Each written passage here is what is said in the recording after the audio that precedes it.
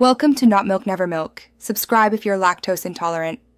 You start by saving any open files because killing the file manager can lose unsaved changes. First, confirm you have at least 10% free disk and sufficient RAM. Low resources cause freezes. Open Task Manager, Windows, or Activity Monitor, Mac, and find the file manager process, end it. Once done, wait 5-10 seconds and relaunch the file manager. This quick restart often clears temporary locks and freeze resources, so the app can reinitialize cleanly. If restarting didn't help, you need to reset caches and preferences because corrupted cache entries often block normal operation.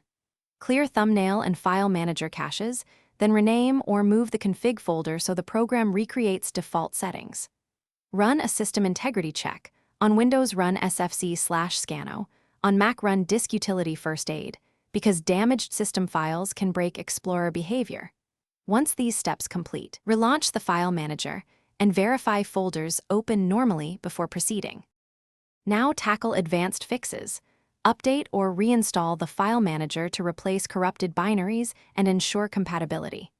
If problems persist, create a new user profile to determine whether the issue is account-specific.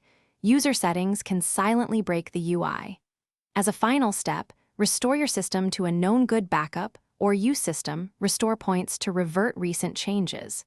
If the file manager still fails, one key troubleshooting tip: test with a portable file manager or boot from Rescue Media.